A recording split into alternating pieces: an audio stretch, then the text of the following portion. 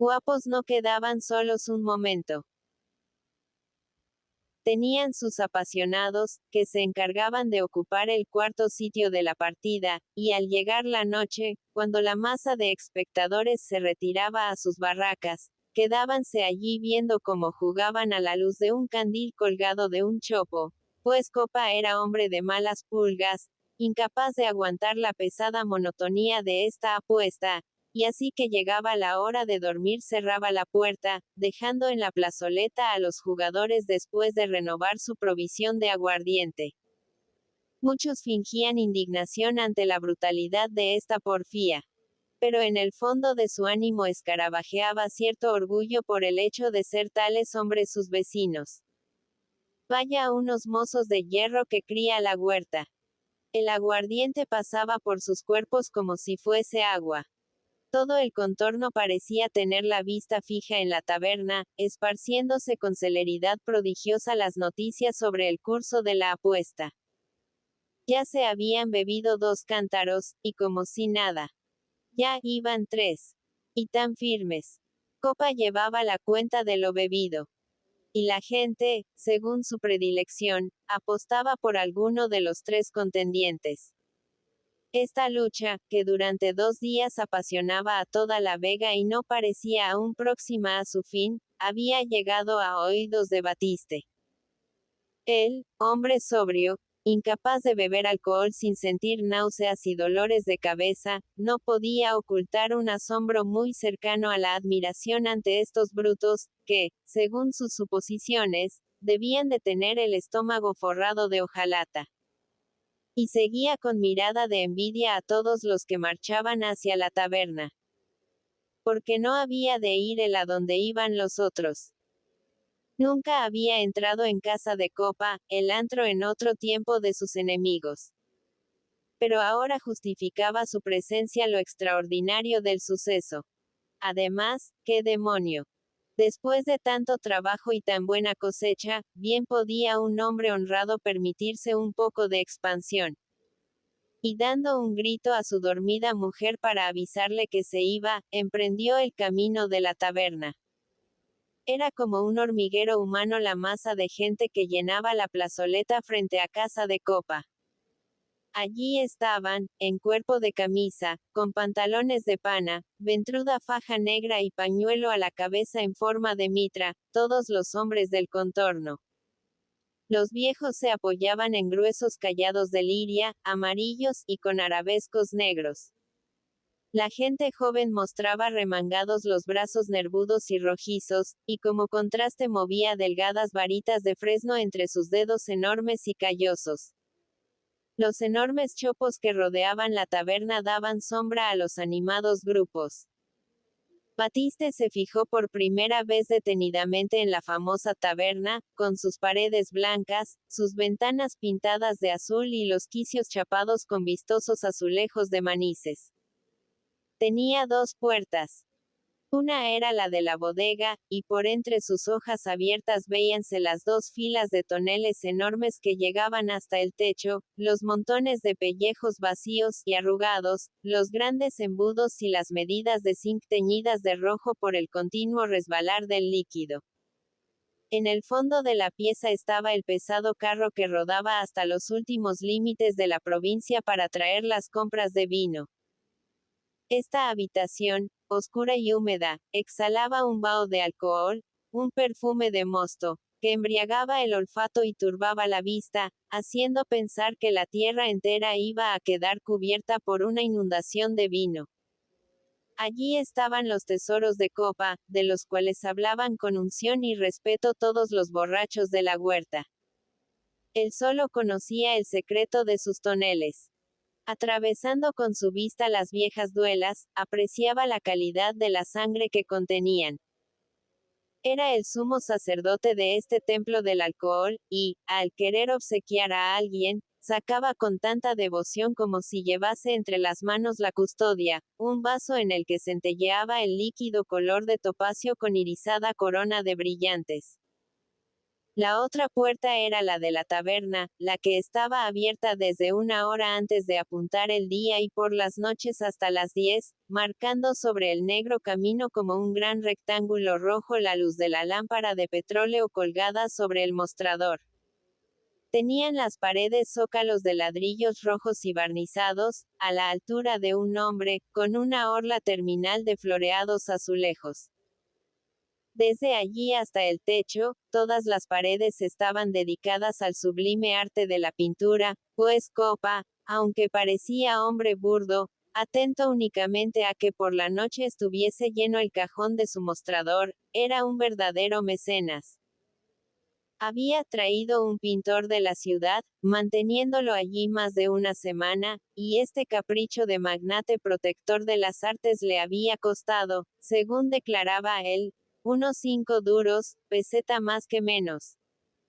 Bien era verdad que no podía volverse la vista a ningún lado sin tropezar con alguna obra maestra, cuyos rabiosos colores parecían alegrar a los parroquianos, animándolos a beber. Árboles azules sobre campos morados, horizontes amarillos, casas más grandes que los árboles y personas más grandes que las casas. Cazadores con escopetas que parecían escobas y majos andaluces, con el trabuco sobre las piernas, montados en briosos corceles, que tenían aspecto de ratas. Un portento de originalidad que entusiasmaba a los bebedores. Y sobre las puertas de los cuartos, el artista, aludiendo discretamente al establecimiento, había pintado asombrosos bodegones. Granadas como corazones abiertos y ensangrentados, melones que parecían enormes pimientos, ovillos de estambre rojo que fingían ser melocotones. Muchos sostenían que la preponderancia de la casa sobre las otras tabernas de la huerta se debía a estos asombrosos adornos, y Copa maldecía las moscas que empañaban tanta hermosura con el negro punteado de sus desahogos. Junto a la puerta principal estaba el mostrador, mugriento y pegajoso. Detrás de él, la triple fila de pequeños toneles, coronada por almenas de botellas conteniendo los diversos e innumerables líquidos del establecimiento. De las vigas, como bambalinas grasientas, colgaban pabellones de longanizas y morcillas o ristras de pequeños pimientos rojos y puntiagudos como dedos de diablo, y rompiendo la monotonía de tal decorado, algún jamón rojo y borlones majestuosos de chorizos. El regalo para los paladares delicados estaba en un armario de turbios cristales, junto al mostrador. Allí, las estrellas de pastaflora, las tortas de pasa, los rollos escarchados de azúcar. Las magdalenas, todo con cierto tonillo oscuro y motas sospechosas que denunciaban antigüedad, y el queso de Murviedro, tierno, fresco, de suave blancura, en piezas como panes, destilando todavía suero. Además, contaba Copa con su cuarto despensa, donde estaban en tinajas grandes como monumentos las verdes aceitunas partidas y las morcillas de cebolla conservadas en aceite. Artículos de mayor despacho. Al final de la taberna abríase la puerta del corral, enorme, espacioso, con su media docena de fogones para guisar las paellas. Las pilastras blancas sostenían una parra vetusta, que daba sombra a tan vasto espacio, y, apilados a lo largo de un lienzo de pared, taburetes y mesitas de zinc, en tan prodigiosa cantidad, que parecía haber previsto Copa la invasión de su casa por la vega entera. Batiste, escudriñando la taberna, se fijó en el dueño, hombrón despechugado, pero con una gorra de orejeras encasquetada en pleno estío sobre su rostro enorme, mofletudo, amoratado. Era el primer parroquiano de su establecimiento. Jamás se acostaba satisfecho si no había bebido en sus 3 comidas medio cántaro de vino. Por ello, sin duda, apenas si llamaba su atención esta apuesta que tan alborotada traía a la vega entera. Su mostrador era una atalaya desde la cual, como experto conocedor, vigilaba la borrachera de sus parroquianos. que nadie alardease de guapo dentro de su casa, pues antes de hablar ya había echado mano él a una porra que tenía bajo el mostrador, especie de as de bastos, al que le temblaban Pimentó y todos los valentones del contorno. En su casa, nada de reyertas. A matarse, al camino.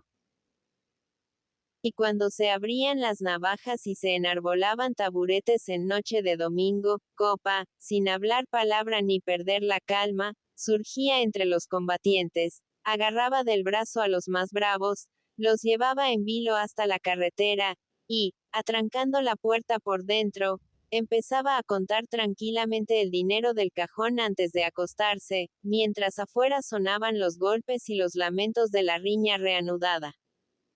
Todo era asunto de cerrar una hora antes la taberna. Pero dentro de ella jamás tendría la justicia que hacer alguno mientras estuviese él detrás del mostrador.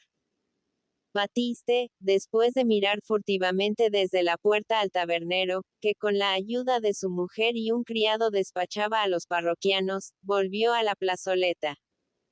Allí se agregó a un corrillo de viejos que discutían sobre cuál de los tres sostenedores de la apuesta se mostraba más sereno. Muchos labradores, cansados de admirar a los tres guapos, jugaban por su cuenta o merendaban formando corro alrededor de las mesillas. Circulaba el porrón, soltando su rojo chorrillo, que levantaba un tenue glu glu al caer en las abiertas bocas. Obsequiábanse unos a otros con puñados de cacahuetes y altramuces. En platos cóncavos de loza servían las criadas de la taberna las negras y aceitosas morcillas, el queso fresco, las aceitunas partidas, con su caldo, en el que flotaban olorosas hierbas. Y sobre las mesas veíase el pan de trigo nuevo, los rollos de rubia corteza, mostrando en su interior la miga morena y suculenta de la gruesa harina de la huerta. Toda esta gente, comiendo, bebiendo y gesticulando, levantaba el mismo rumor que si la plazoleta estuviese ocupada por un avispero enorme, y en el ambiente flotaban vapores de alcohol, un vaho asfixiante de aceite frito y el penetrante olor del mosto, mezclándose con el perfume de los campos vecinos. Batiste se aproximó, finalmente, al gran corro que rodeaba a los de la apuesta. Al principio no vio nada. Pero lentamente, empujado por la curiosidad de los que estaban detrás de él, fue abriéndose paso entre los cuerpos sudorosos y apretados, hasta verse en primera fila. Algunos espectadores estaban sentados en el suelo, con la mandíbula apoyada en ambas manos, la nariz sobre el borde de la mesilla y la vista fija en los jugadores, para no perder detalle del famoso suceso. Allí era donde más intolerable resultaba el olor del alcohol. Parecían impregnados de él los alientos y la ropa de toda la gente. Vio Batiste a Pimentó y a sus contrincantes sentados en taburetes de fuerte madera de algarrobo, con los naipes ante los ojos, el jarro de aguardiente al alcance de una mano y sobre el zinc el montoncito de granos de maíz que equivalía a los tantos del juego. A cada jugada, alguno de los tres agarraba el jarro, bebía en él reposadamente y lo pasaba a los compañeros, que lo iban empinando igualmente con no menos ceremonia. Los espectadores más inmediatos miraban los naipes a cada uno por encima del hombro para convencerse de que jugaba bien. No había cuidado. Las cabezas estaban sólidas. Como si allí no se bebiese más que agua, nadie incurría en descuido ni había jugadas torpes. Y seguía la partida, sin que por ello los de la apuesta dejasen de hablar con los amigos, bromeando sobre el final de la lucha. Pimentó, al ver a Batiste, masculló un «hola», que pretendía ser un saludo, y volvió la vista a sus cartas. Sereno, podría estarlo.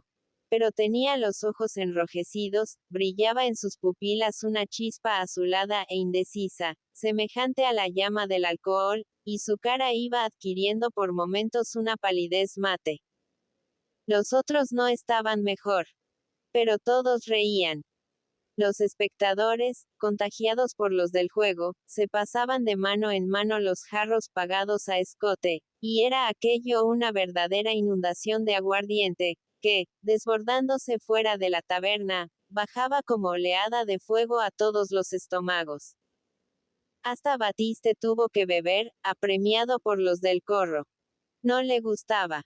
Pero un hombre debe probar todas las cosas, y volvió a animarse con las mismas reflexiones que lo habían llevado hasta la taberna.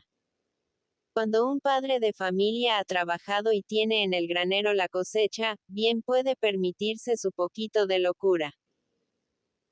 Sintió gran calor en el estómago y en la cabeza una deliciosa turbación.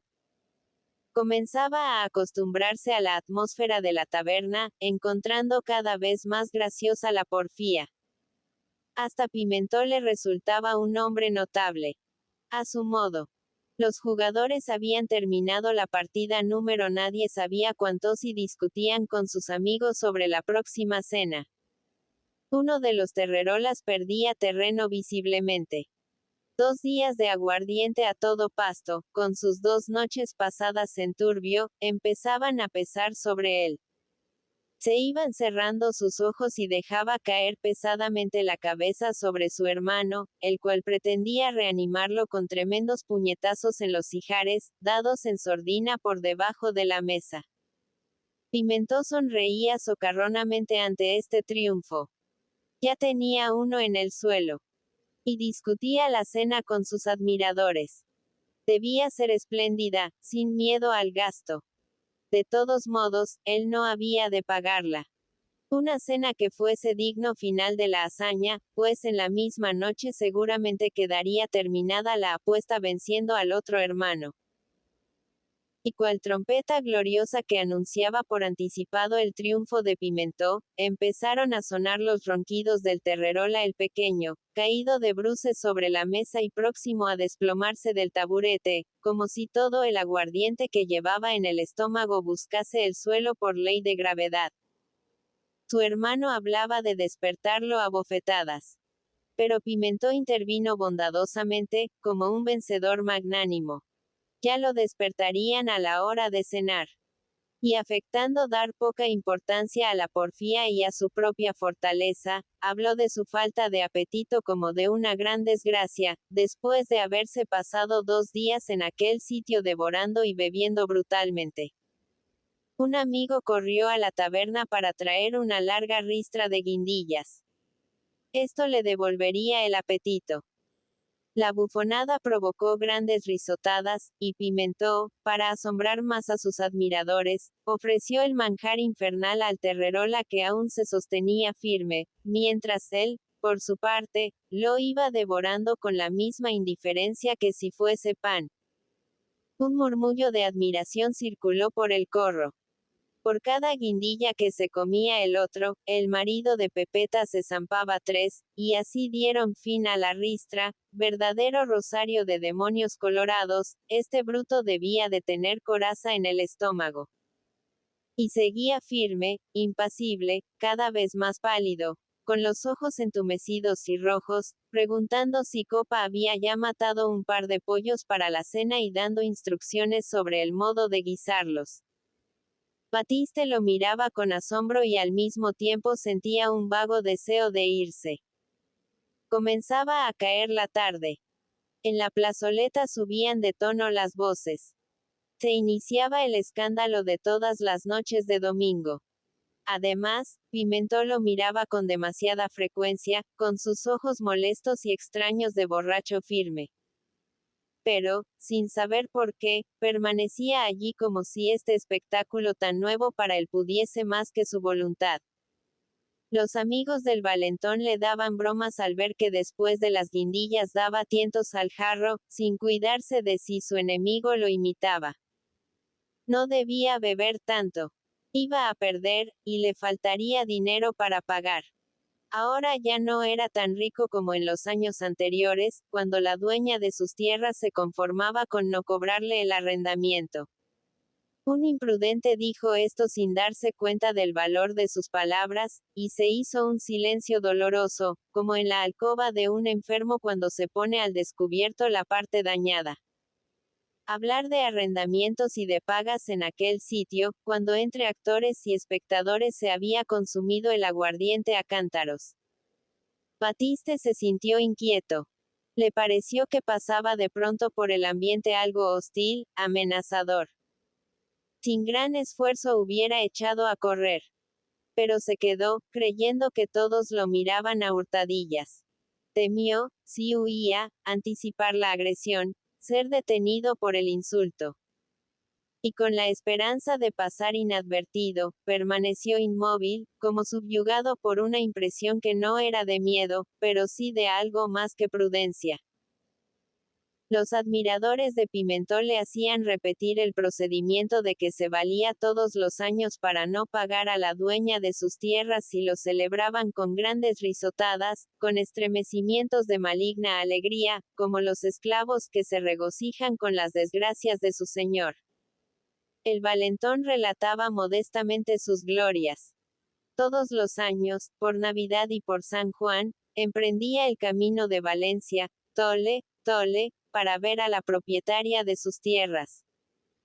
Otros llevaban el buen par de pollos, la cesta de tortas, la banasta de frutas para enternecer a los señores, para que aceptasen la paga incompleta, lloriqueando y prometiendo redondear la suma más adelante. Él solo llevaba palabras, y no muchas. Su ama, una señorona majestuosa, lo recibía en el comedor de su casa. Por allí cerca andaban las hijas, unas señoritingas siempre llenas de lazos y colorines. Doña Manuela echaba mano a la libreta para recordar los semestres que Pimentó llevaba atrasados. Venía a pagar, Y el socarrón, al oír la pregunta de la señora de Pajares, siempre contestaba lo mismo. No, señora. No podía pagar porque estaba sin un cuarto. Sabía que con esto se acreditaba de pillo. Ya lo decía su abuelo, que era persona de mucho saber. ¿Para quién se han hecho las cadenas? Para los hombres. Pagas. Eres buena persona. No pagas. Eres un pillo.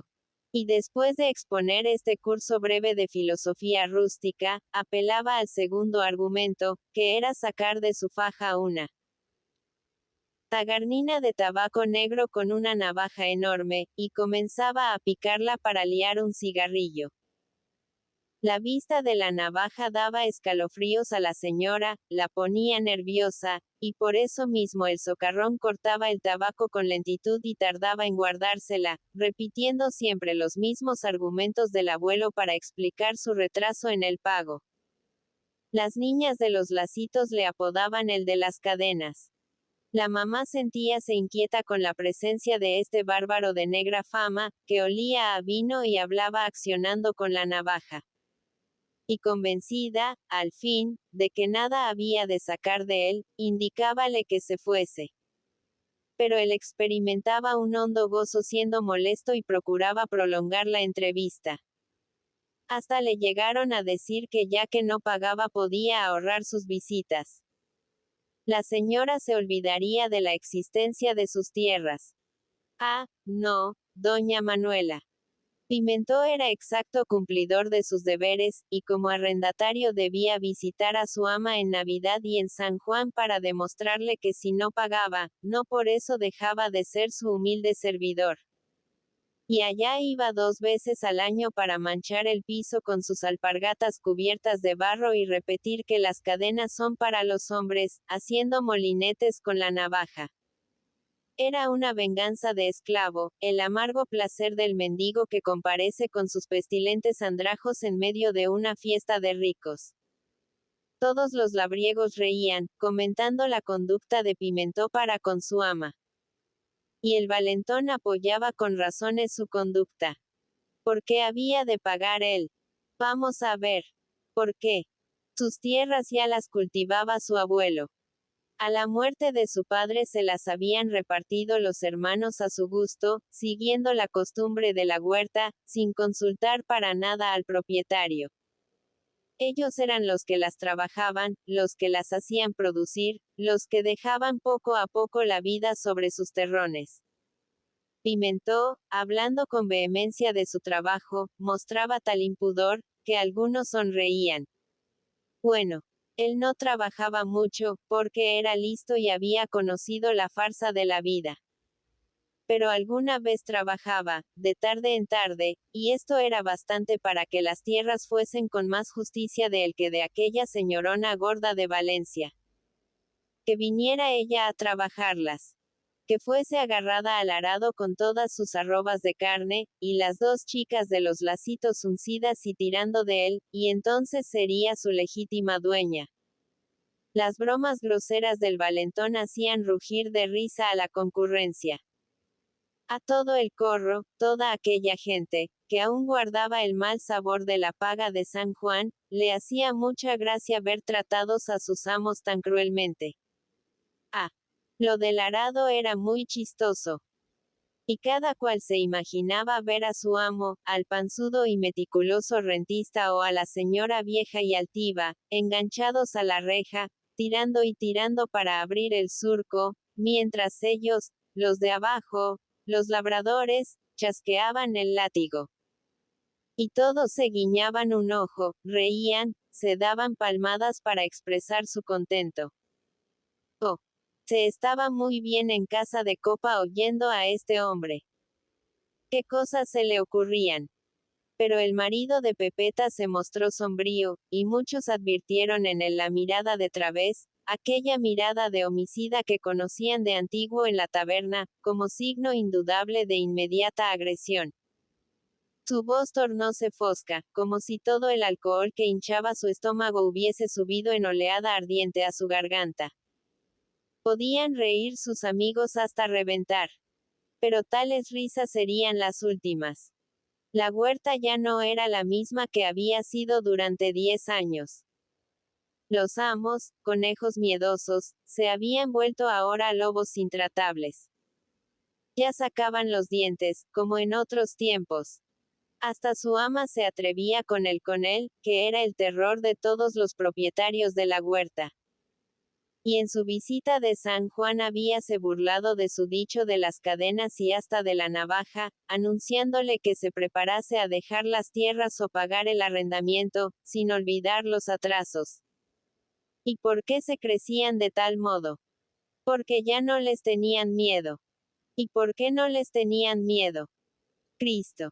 Porque ya no estaban abandonadas e incultas las tierras de Baret, aquel espantajo de desolación que aterraba a los amos y los hacía ser dulces y transigentes. Se había roto el encanto. Desde que un ladrón muerto de hambre había logrado imponerse a todos ellos, los propietarios se reían, y para vengarse de 10 años de forzada mansedumbre, se hacían más malos que el famoso Don Salvador. Veritat. Veritat, verdad. Verdad. Decían en todo el corro, apoyando las razones de Pimentó con furiosas cabezadas. Todos reconocían que sus amos habían cambiado al recordar los detalles de su última entrevista con ellos. Las amenazas de desahucio, la negativa a aceptar la paga incompleta, la expresión irónica con que les habían hablado de las tierras del tío Baret, otra vez cultivadas, a pesar del odio de toda la huerta. Y ahora, repentinamente, después de la dulce flojedad de 10 años de triunfo, con la rienda a la espalda y el amo a los pies, venía el cruel tirón, la vuelta a otros tiempos, el encontrar amargo el pan y el vino más áspero pensando en el maldito semestre, y todo por culpa de un forastero, de un piojoso que ni siquiera había nacido en la huerta, descolgándose entre ellos para embrollar su negocio y hacerles más difícil la vida. Y aún vivía ese tunante. Es que en la huerta no quedaban hombres. Adiós amistades recientes, respetos nacidos junto al ataúd de un pobre niño. Toda la consideración creada por la desgracia veníase abajo como torre de naipes, desvanecíase como tenue nube, reapareciendo de golpe el antiguo odio, la solidaridad de toda la huerta, que al combatir al intruso defendía su propia existencia. ¿Y en qué momento resurgía esta animosidad? Brillaban los ojos, fijos en él con el fuego del odio. Las cabezas, turbadas por el alcohol, parecían sentir el escarabajeo de la tentación homicida. Instintivamente iban todos hacia Batiste, y éste comenzó a sentirse empujado por todos lados, como si el círculo se estrechase para devorarlo. Estaba arrepentido de haberse quedado junto a los jugadores. No tenía miedo, pero maldecía la hora en que se le ocurrió entrar en la taberna, sitio extraño que parecía robarle su energía. Aquí había perdido aquella entereza que lo animaba cuando sentía bajo sus plantas las tierras cultivadas a costa de tantos sacrificios, y en cuya defensa estaba pronto a perder su vida. Pimentó, rodando por la pendiente de su cólera, sintió caer de un golpe sobre su cerebro todo el aguardiente bebido en 2 días. Había perdido su serenidad de ebrio inquebrantable, y al levantarse, tambaleando, tuvo que hacer un esfuerzo para sostenerse sobre sus piernas. Sus ojos estaban inflamados, como si fuesen a manar sangre. Su voz era trabajosa, cual si tirasen de ella, no dejándola salir el alcohol y la cólera. «Vesten», dijo con imperio a Batiste, avanzando una mano amenazante hasta rozar su rostro. «Vesten o te mate. Vete. Vete o te mato». Irse. Esto es lo que deseaba Batiste, cada vez más pálido, más arrepentido de verse allí. Pero bien adivinaba el significado de aquel imperioso, vete. Del valentón, apoyado por las muestras de asentimiento de todos. No le exigían que se fuese de la taberna, librándolos de su presencia odiosa. Le ordenaban con amenaza de muerte que abandonase sus tierras, que eran como la carne de su cuerpo. Que perdiese para siempre la barraca donde había muerto su chiquitín, y en la cual cada rincón guardaba un recuerdo de las luchas y alegrías de la familia en su batalla con la miseria. Y rápidamente se vio otra vez con todos sus muebles sobre el carro, errante por los caminos, en busca de lo desconocido, para crearse otra existencia, llevando como tétrica escolta la fea hambre, que iría pisándole los talones. No. Él rehuía las cuestiones. Pero que no le tocasen el pan de los suyos. Ya no sentía inquietud. La imagen de su familia hambrienta y sin hogar le dio una agresividad colérica. Hasta sintió deseos de acometer a aquella gente solo por haberle exigido tal monstruosidad. «¿Tan vas? ¿Tan vas? ¿Te vas? ¿Te vas?», preguntaba Pimentó, cada vez más fosco y amenazador. No, no se iba. Lo dijo con la cabeza, con su sonrisa de desprecio, con una mirada de firmeza y de reto que fijó en todo el corro. «Granuja», rugió el matón, al mismo tiempo que caía una de sus manos sobre la cara de Batiste, sonando una terrible bofetada. Como animado por tal agresión, todo el corro se lanzó contra el odiado intruso. Pero encima de la línea de cabezas empezó a moverse un brazo nervudo empuñando un taburete con asiento de esparto, el mismo, tal vez, en que estuvo hasta poco antes Pimentó. Para el forzudo Batiste era un arma terrible este asiento de fuertes travesaños y gruesas patas de algarrobo con aristas pulidas por el uso. Rodaron jarros y mesillas. La gente se hizo atrás instintivamente, aterrada por el ademán agresivo de este hombre siempre pacífico, que parecía ahora agigantado por la rabia. Y antes que pudieran todos retroceder un nuevo paso, plaf. Sonó un ruido de puchero que estalla, y cayó Pimentó con la cabeza rota de un taburetazo. En la plazoleta se produjo una confusión indescriptible. Copa, que desde su cubil parecía no fijarse en nada y era el primero en husmear las reyertas, así que vio el taburete por el aire tiró de las de bastos oculto bajo el mostrador, y a porrada seca limpió en un santiamén la taberna de parroquianos, cerrando inmediatamente la puerta, según su sana costumbre. Quedó revuelta la gente en la plazoleta, rodaron las mesas, enarboláronse varas y garrotes, poniéndose cada uno en guardia contra el vecino, por lo que pudiera ocurrir. Y mientras tanto, el causante de toda la zambra, Batiste, permanecía inmóvil, con los brazos caídos, empuñando todavía el taburete con manchas de sangre, asustado de lo que acababa de hacer. Pimentó, de bruces en el suelo, se quejaba con lamentos que parecían ronquidos, saliendo a borbotones la sangre de su rota cabeza. Con la fraternidad del ebrio, acudió Terrerola el mayor en auxilio de su rival, mirando hostilmente a Batiste. Lo insultaba, buscando en su faja un arma para herirlo. Los más pacíficos huían por las sendas, volviendo atrás la cabeza con malsana curiosidad. Los demás seguían inmóviles, puestos a la defensa, capaz cada uno de despedazar al vecino sin saber por qué, pero no queriendo ser el primero en la agresión. Los palos seguían en alto, relucían las navajas en los grupos.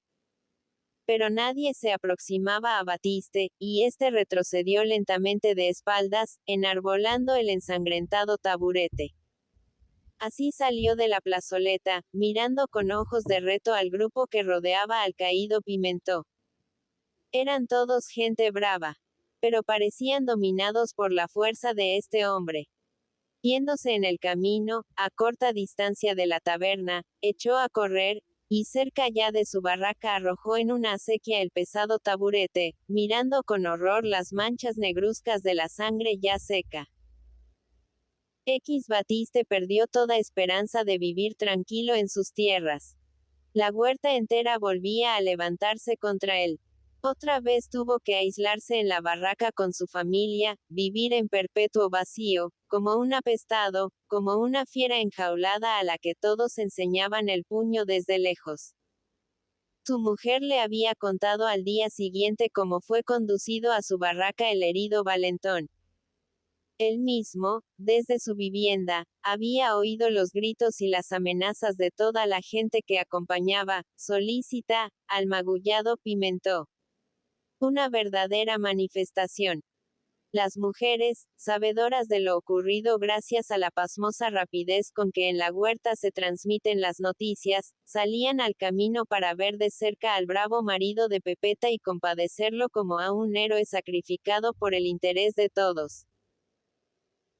Las mismas que horas antes hablaban pestes de él, escandalizadas por su apuesta de borracho, lo compadecían, se enteraban de si su herida era grave, y clamaban venganza contra aquel muerto de hambre, aquel ladrón, que, no contento con apoderarse de lo que no era suyo, todavía intentaba imponerse por el terror, atacando a los hombres de bien.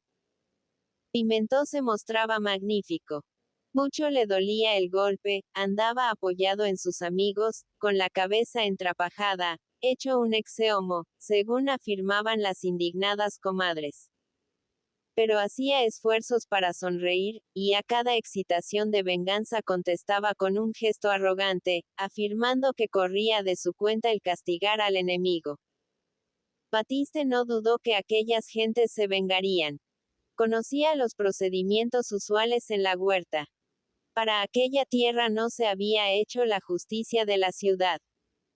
El presidio era poca cosa tratándose de satisfacer un resentimiento. ¿Para qué necesitaba un hombre jueces ni guardia civil, teniendo buen ojo y una escopeta en su barraca? Las cosas de los hombres deben resolverlas los hombres mismos. Y como toda la huerta pensaba así, en vano al día siguiente de la riña pasaron y repasaron por las sendas dos charolados tricornios, yendo de casa de copa a la barraca de Pimentó para hacer preguntas insidiosas a la gente que estaba en los campos. Nadie había visto nada, nadie sabía nada. Pimentó contaba con risotadas brutales como se había roto él mismo la cabeza volviendo de la taberna, a consecuencia de su apuesta, que le hizo andar con paso vacilante, chocando contra los árboles del camino. Y los dos guardias civiles tuvieron que volverse a su cuartelillo de Alboraya sin sacar nada en claro de los vagos rumores de riña y sangre que habían llegado hasta ellos. Esta magnanimidad de la víctima y de sus amigos alarmaba a Batiste, haciéndole vivir en perpetua defensiva. La familia, como medroso caracol, se replegó dentro de la vivienda, huyendo del contacto con la huerta. Los pequeños ya no asistieron a la escuela. Rosetta dejó de ir a la fábrica y Batistet no daba un paso más allá de sus campos. El padre era el único que salía, mostrándose tan confiado y tranquilo por su seguridad como cuidadoso y prudente era para con los suyos. Pero no hacía ningún viaje a Valencia sin llevar consigo la escopeta, que dejaba confiada a un amigo de los arrabales. Vivía en continuo contacto con su arma, la pieza más moderna de su casa, siempre limpia, brillante y acariciada con ese cariño de moro que el labrador valenciano siente por su escopeta. Teresa estaba tan triste como al morir el pequeñuelo. Cada vez que veía a su marido limpiando los dos cañones del arma, cambiando los cartuchos o haciendo jugar la palanca para convencerse de que se abría con suavidad, pasaba por su memoria la imagen del presidio y la terrible historia del tío Barret.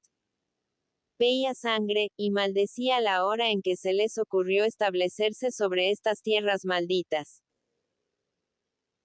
Y después venían las horas de inquietud por la ausencia de su marido, unas tardes interminables de angustia, esperando al hombre que nunca regresaba, saliendo a la puerta de la barraca para explorar el camino, estremeciéndose cada vez que sonaba a lo lejos algún disparo de los cazadores de golondrinas, creyéndolo el principio de una tragedia, el tiro que destrozaba la cabeza del jefe de la familia o que le abría las puertas del presidio. Y cuando, finalmente, aparecía Batiste, gritaban los pequeños de alegría, sonreía Teresa, limpiándose los ojos. Salía la hija a abrazar a su padre, y hasta el perro saltaba junto a él, husmeándolo con inquietud, como si olfatease en su persona el peligro que acababa de arrostrar. Y Batiste, seguro, firme, sin arrogancia, reía de la inquietud de su familia, mostrándose cada vez más atrevido según iba transcurriendo el tiempo desde la famosa riña. Se consideraba seguro. Mientras llevase pendiente del brazo el magnífico pájaro de dos voces, como él llamaba a su escopeta, podía marchar con tranquilidad por toda la huerta. Yendo en tan buena compañía, sus enemigos fingían no conocerle. Hasta algunas veces había visto de lejos a Pimentó, que paseaba por la huerta como bandera de venganza su cabeza entrapajada, y el valentón, a pesar de que estaba repuesto del golpe, huía, temiendo el encuentro tal vez más que Batiste. Todos lo miraban de reojo, pero jamás oyó desde los campos cercanos al camino una palabra de insulto. Le volvían la espalda con desprecio, se inclinaban sobre la tierra y trabajaban febrilmente hasta perderlo de vista. El único que le hablaba era el tío Tomba, el pastor loco, que le reconocía con sus ojos sin luz, como si oliese en torno de Batiste el ambiente de la catástrofe. Y siempre lo mismo. No quería abandonar las tierras malditas. Fas mal, fill meu. Te portarán desgracia, haces mal, hijo mío. Te traerán desgracia. Batiste acogía con una sonrisa la cantilena del viejo. Familiarizado con el peligro, nunca lo había temido menos que ahora. Hasta sentía cierto goce secreto provocándolo, marchando rectamente hacia él. Su hazaña de la taberna había modificado su carácter, antes pacífico y sufrido, despertando en su interior una brutalidad agresora. Quería demostrar a toda aquella gente que no la temía, y así como le había abierto la cabeza a Pimentó, era capaz de andar a tiros con toda la huerta. Ya que le empujaban a ello, sería valentón y jactancioso por algún tiempo, para que le respetasen, dejándole después vivir tranquilamente. Metido en tan peligroso empeño, hasta abandonó sus campos, pasando los días en los senderos de la huerta con pretexto de cazar, pero en realidad para exhibir su escopeta y su gesto de pocos amigos. Una tarde, tirando a las golondrinas en el barranco de Carraizet, le sorprendió el crepúsculo. Los pájaros tejían con su inquieto vuelo una caprichosa contradanza, reflejada por las tranquilas charcas con orlas de juncos. Este barranco, que cortaba la huerta como una grieta profunda, sombrío, de aguas estancadas y putrefactas, con orillas fangosas, junto a las cuales se agitaba alguna piragua medio podrida, era de un aspecto desolado y salvaje. Nadie hubiera sospechado que detrás de los altos ribazos, más allá de los juncos y los cañares, estaba la vega, con su ambiente risueño y sus verdes perspectivas.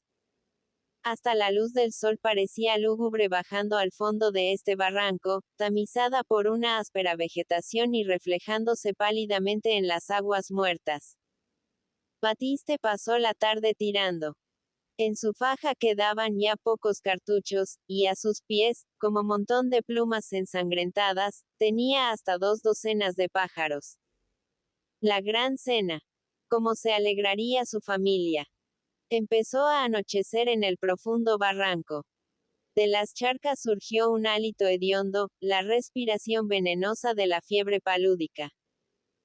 Las ranas cantaban a miles, como si saludasen a las primeras estrellas, contentas de no oír ya los tiros que interrumpían su croqueo y las obligaba a arrojarse medrosamente de cabeza, rompiendo el terso cristal de los estanques putrefactos. Recogió Batiste los manojos de pájaros, colgándolos de su faja, y con solo 2 saltos subió el ribazo, emprendiendo por las sendas el regreso a su barraca. El cielo, impregnado aún de la débil luz del crepúsculo, tenía un tono dulce de violeta. Brillaban las estrellas, y en la inmensa huerta sonaban los 1000 ruidos de la vida campestre antes de extinguirse con la llegada de la noche.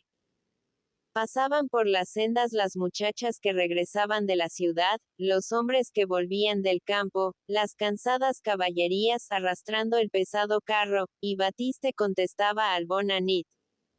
De todos los que transitaban junto a él, gente de Alboraya que no le conocía o no tenía los motivos que sus convecinos para odiarle.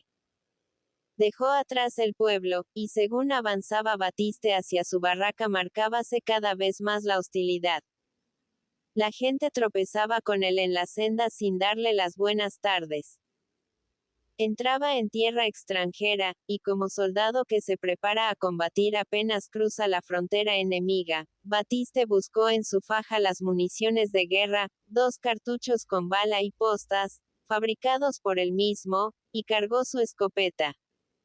El hombretón rió después de hacer esto. Buena rociada de plomo iba a recibir aquel que intentase cortarle el paso. Caminaba sin prisa, tranquilamente, gozándose en respirar la frescura de aquella noche de verano. Pero esta calma no le impedía ir pensando en lo aventurado que era recorrer la huerta a tales horas teniendo enemigos. Su oído sutil de campesino percibió un ruido a su espalda. Volvió rápidamente, y a la difusa luz de las estrellas creyó ver un bulto negro saliendo del camino con silencioso paso y ocultándose detrás de un ribazo. Batiste requirió su escopeta y, montando las llaves, se aproximó cautelosamente a dicho sitio. Nadie. Únicamente a alguna distancia le pareció que las plantas ondulaban en la oscuridad, como si un cuerpo se arrastrase entre ellas. Le venían siguiendo. Alguien intentaba sorprender traidoramente por la espalda. Pero esta sospecha duró poco. Tal vez fuese algún perro vagabundo que huía al sentir su aproximación. En fin. Lo cierto era que alguien huía de él, fuese quien fuese, y nada tenía que hacer allí. Siguió adelante por el lóbrego camino, andando silenciosamente, como hombre que conoce el terreno a ciegas y por prudencia desea no llamar la atención. Según se aproximaba a su barraca, sentía mayor inquietud. Este era su distrito, pero en él estaban sus más tenaces enemigos. Algunos minutos antes de llegar a su vivienda, cerca de la alquería azul donde las muchachas bailaban los domingos, él camino se estrangulaba, formando varias curvas. A un lado, un ribazo alto coronado por doble fila de viejas moreras. Al otro, una ancha acequia, cuyos bordes en pendiente estaban cubiertos por espesos y altos cañares. Esta vegetación parecía en la oscuridad un bosque indiano, una bóveda de bambúes cimbreándose sobre el camino negro. La masa de cañas, estremecida por el vientecillo de la noche, lanzaba un quejido lúgubre. Parecía olerse la traición en este lugar, tan fresco y agradable durante las horas de sol. Batiste, para burlarse de su propia inquietud, exageraba el peligro mentalmente. Magnífico lugar para soltarle un escopetazo seguro. Si Pimentó anduviese por allí, no despreciaría tan hermosa ocasión.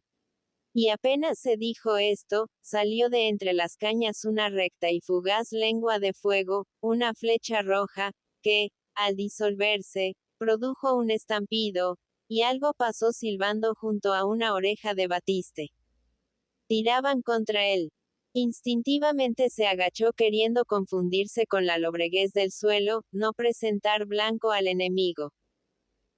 Y en el mismo momento brilló un segundo fogonazo, sonó otra detonación, confundiéndose con los ecos aún vivos de la primera, y Batiste sintió en el hombro izquierdo un dolor de desgarramiento, algo así como una uña de acero arañándole superficialmente.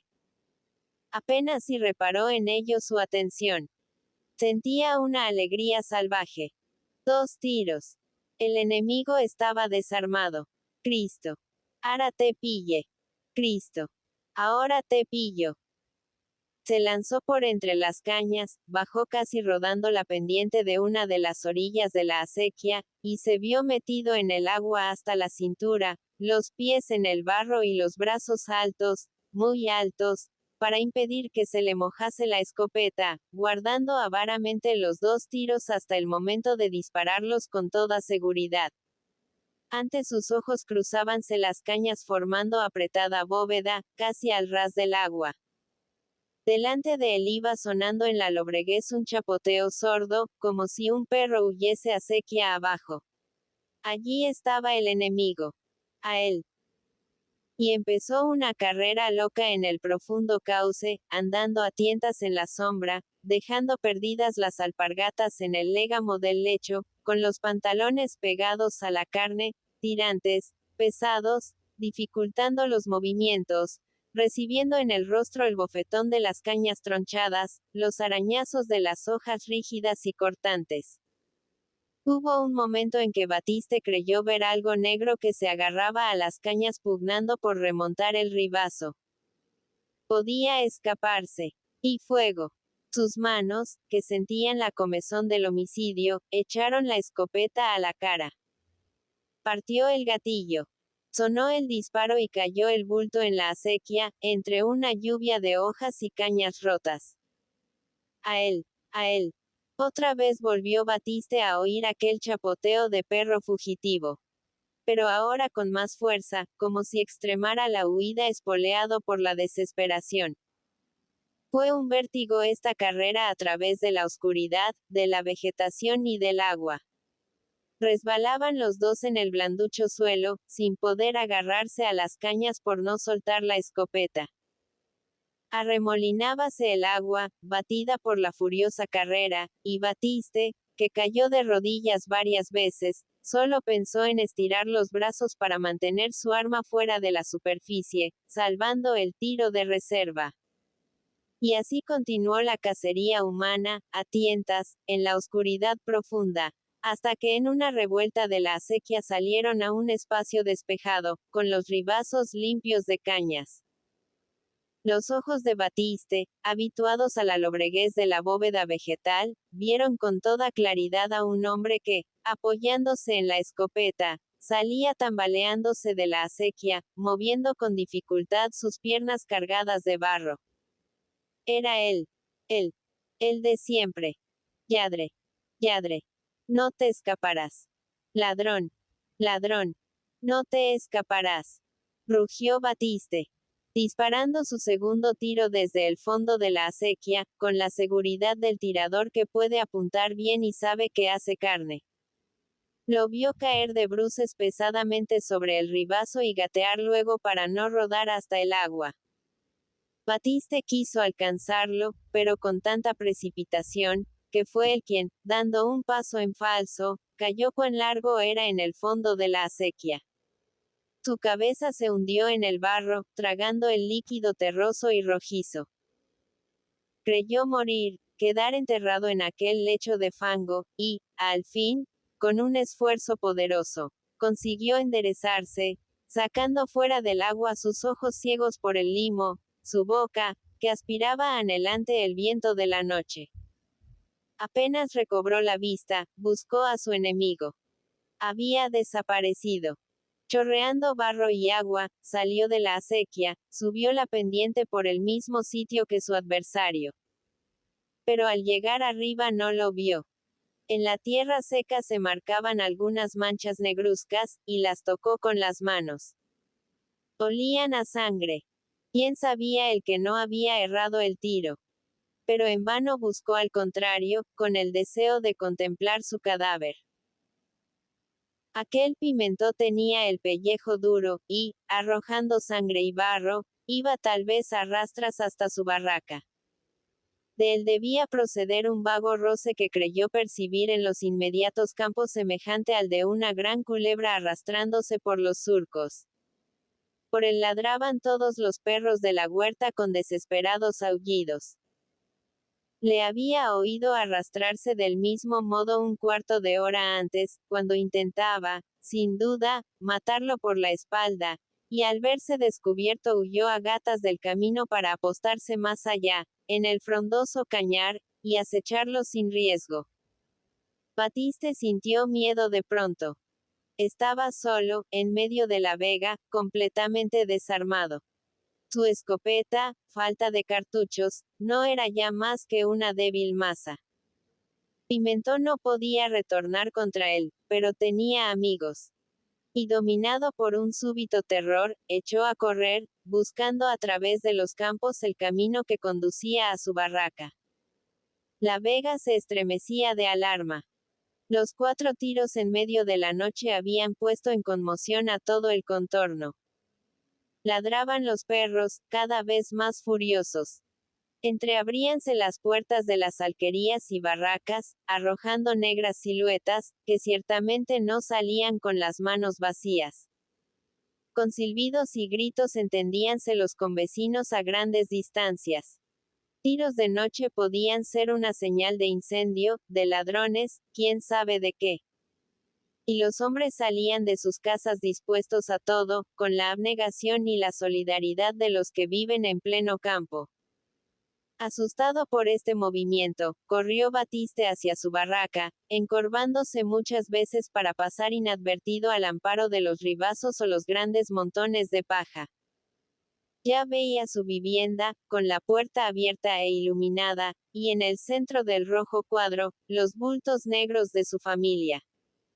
El perro le olfateó y fue el primero en saludarle. Teresa y Roseta dieron un grito de regocijo. Batiste, eres tú. Pare. Pare. Y todos se abalanzaron a él, en la entrada de la barraca, bajo la vetusta parra, a través de cuyos pámpanos brillaban las estrellas como gusanos de luz. La madre, con su fino oído de mujer, inquieta y alarmada por la tardanza del marido, había oído lejos, muy lejos, los 4 tiros, y el corazón le dio un vuelco, como ella decía.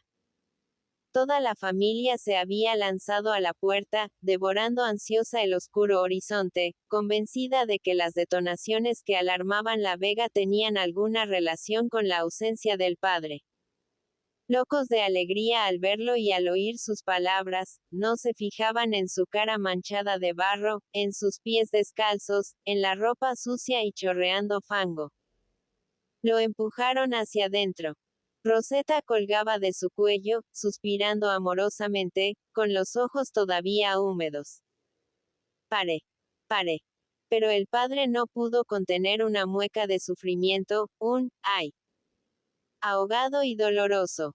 Un brazo de Roseta se había apoyado en su hombro izquierdo, en el mismo sitio donde sufrió el desgarrón de la uña de acero, y en el que ahora sentía un peso cada vez más abrumador. Al entrar en la barraca y darle de lleno la luz del candil, las mujeres y los chicos lanzaron un grito de asombro. Vieron la camisa ensangrentada, y, además, su facha de forajido, como si acabara de escaparse de un presidio saliendo por la letrina. Rosetta y su madre prorrumpieron en gemidos. Reina Santísima. Señora y soberana. Lo habían matado. Pero Batiste, que sentía en el hombro un dolor cada vez más insufrible, la sacó de sus lamentaciones, ordenando con gesto hosco que viesen pronto lo que tenía. Rosetta, más animosa, rasgó la gruesa y áspera camisa hasta dejar el hombro al descubierto. ¡Cuánta sangre! La muchacha palideció, haciendo esfuerzos para no desmayarse. Batistet y los pequeños empezaron a llorar y Teresa continuó los alaridos, como si su esposo se hallase en la agonía. Pero el herido no estaba para sufrir lamentaciones y protestó con rudeza. Menos lloros. Aquello era poca cosa. La prueba estaba en que podía mover el brazo, aunque cada vez sentía mayor peso en el hombro. Era un rasguño, una rozadura de bala, y nada más. Sentíase demasiado fuerte para que aquella herida fuese grave. A ver. Agua, trapos, hilas, la botella de árnica que Teresa guardaba como milagroso remedio en su estudio. Había que moverse. El caso no era para estar todos mirándole con la boca abierta. Revolvió Teresa todo su cuarto, buscando en el fondo de las arcas, rasgando lienzos, desliando vendas, mientras la muchacha lavaba y volvía a lavar los labios de aquella hendidura sangrienta que partía como un sablazo el carnoso hombro. Las dos mujeres atajaron como pudieron la hemorragia, vendaron la herida, y Batiste respiró con satisfacción, como si ya